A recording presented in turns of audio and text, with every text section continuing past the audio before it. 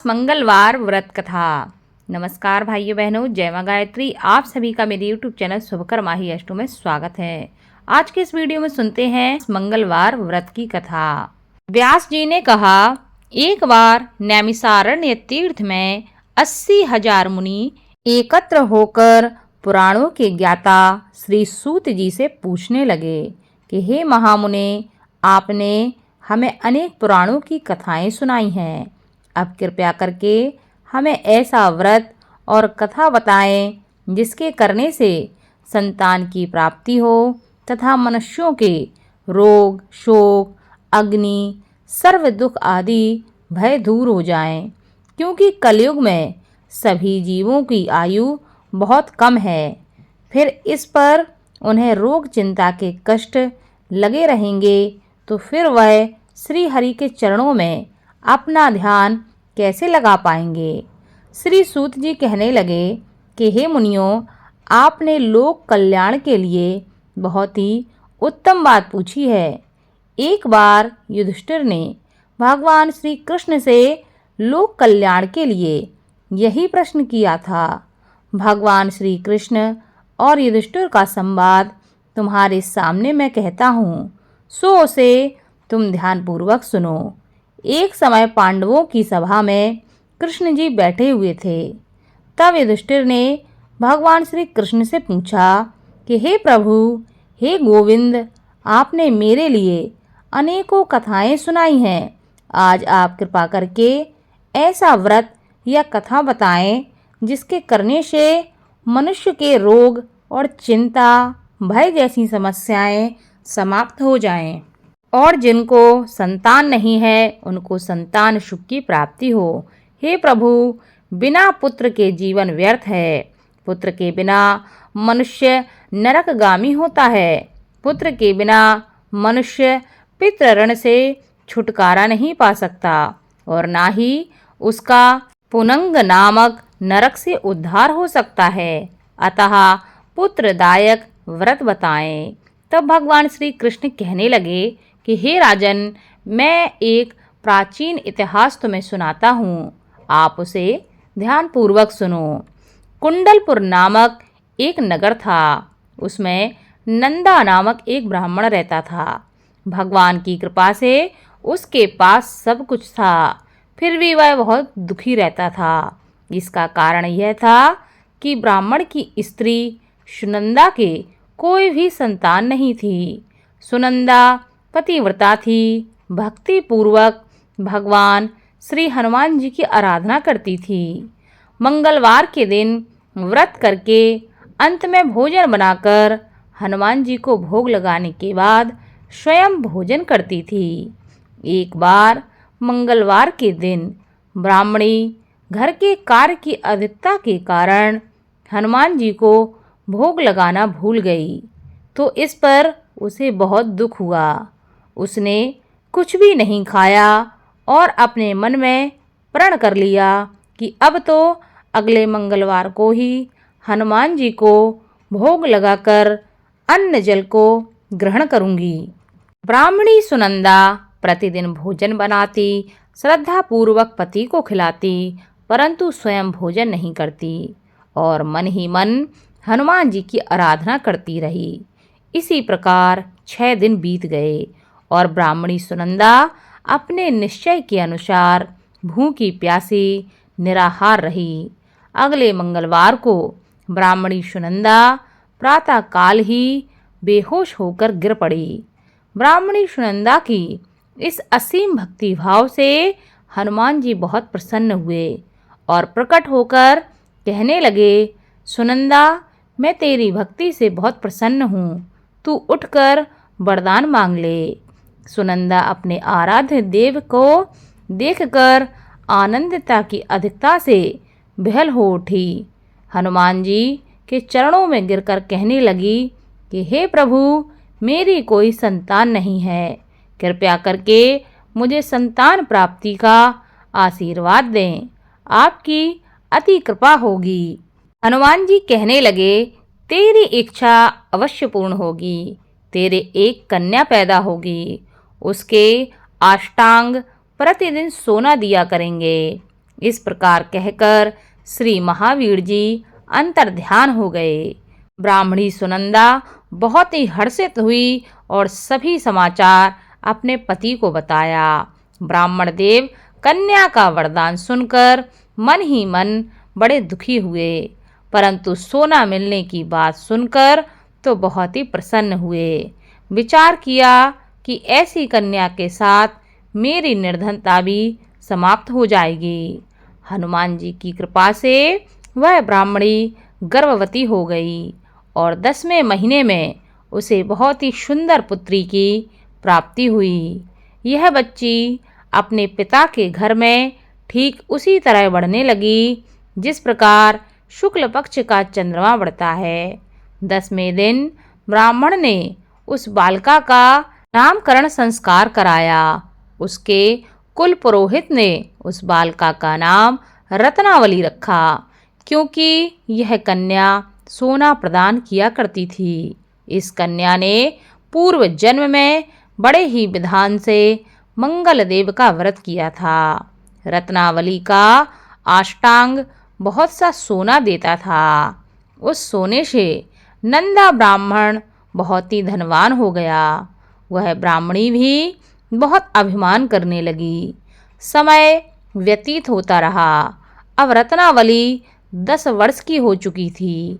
एक दिन जब नंदा ब्राह्मण प्रसन्न चित्त था, तब सुनंदा ने अपने पति से कहा, मेरी पुत्री रत्नावली विवाह के योग्य हो गई है, अतः आप कोई सुंदर तथा योग्य वर देखकर उसका विवाह कर दें। यह सुन ब्राह्मण कहने लगा, अभी तो रत्नावली बहुत छोटी है। तब ब्राह्मणी कहने लगी, शास्त्रों की आज्ञा है कि कन्या 8वें वर्ष में गौरी और 9वें वर्ष में रोहिणी, 10वें वर्ष में कन्या, इसके पश्चात रजस्वला हो जाती है। गौरी के दान से पाताल लोक की प्राप्ति होती है। रोहिणी के दान से वैकुंठ लोक की प्राप्ति होती है। कन्या के दान से इंद्रलोक में सुखों की प्राप्ति होती है। अगर हे पतिदेव रजस्वला का दान किया जाता है तो घोर नरक की प्राप्ति होती है। इस पर ब्राह्मण कहने लगा, अभी तो रत्नावली मात्र 10 वर्ष की ही है और मैंने तो 16-16 साल की कन्याओं के विवाह कराए हैं, अभी जल्दी ही क्या है। तब ब्राह्मणी सुनंदा कहती है, आपको तो लोभ अधिक हो गया है। लगता है शास्त्रों में कहा गया है कि माता पिता और बड़ा भाई रजस्वला कन्या को देखते हैं तो अवश्य ही नरकगामी होते हैं। तब ब्राह्मण कहने लगा, अच्छी बात है, कल मैं अवश्य ही योग्य वर की तलाश में अपना दूत भेजूंगा। दूसरे दिन ब्राह्मण ने अपने दूत को बुलाया और आज्ञा दी कि जैसी सुंदर मेरी कन्या है वैसा ही सुंदर वर उसके लिए तलाश करो। दूत अपने स्वामी की आज्ञा को पाकर निकल पड़ा। पम्मई नगर में उसने एक सुंदर लड़के को देखा। यह बालक एक ब्राह्मण परिवार का बहुत ही गुणवान पुत्र था। इसका नाम सोमेश्वर था। दूत ने इस सुंदर व गुणवान ब्राह्मण पुत्र के बारे में अपने स्वामी को पूर्ण विवरण दिया। ब्राह्मण नंदा को भी सोमेश्वर अच्छा लगा और फिर शुभ मुहूर्त में विधि पूर्वक कन्यादान करके ब्राह्मण ब्राह्मणी संतुष्ट हुए। परंतु ब्राह्मण के मन में तो लोभ समाया हुआ था। उसने कन्यादान तो कर दिया था, पर वह मन ही मन बहुत ही खिन्न था। उसने विचार किया कि रत्नावली तो अब चली जाएगी और मुझे इससे जो सोना मिलता था वह भी अब नहीं मिलेगा। मेरे पास जो धन था कुछ तो इसके विवाह के पूर्व खर्च हो गया है और जो बचा है वह भी कुछ दिनों में समाप्त हो जाएगा। मैंने तो इसका विवाह करके बहुत बड़ी भूल कर दी है। अब कोई ऐसा उपाय हो कि रत्नावली मेरे घर में ही बनी रहे, अपनी ससुराल ना जावे। लोभ रूपी राक्षस ब्राह्मण के मस्तक पर छाता जा रहा था। रात भर अपनी शैया पर बेचैनी से करवटें बदलते बदलते उसने एक बहुत क्रूर निर्णय लिया।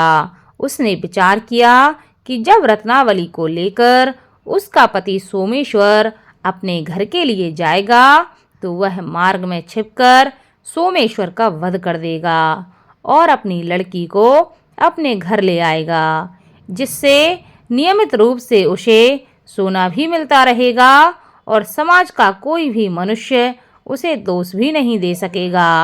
प्रातः काल हुआ तो नंदा और सुनंदा ने अपने जमाई तथा लड़की को बहुत सारा धन देकर विदा किया। सोमेश्वर अपनी पत्नी रत्नावली को लेकर ससुराल से अपने घर की तरफ चल दिया। ब्राह्मण नंदा महालोभ के वशीभूत हो अपने मति खो चुका था। पाप और पुण्य को उसने नहीं सोचा। अपने भयानक व क्रूर निर्णय को कार्य रूप देने के लिए उसने अपने दूत को मार्ग में अपने जमाई का वध करने के लिए भेज दिया था, ताकि रत्नावली से प्राप्त होने वाला सोना उसे हमेशा मिलता रहे और वो कभी निर्धन ना हो।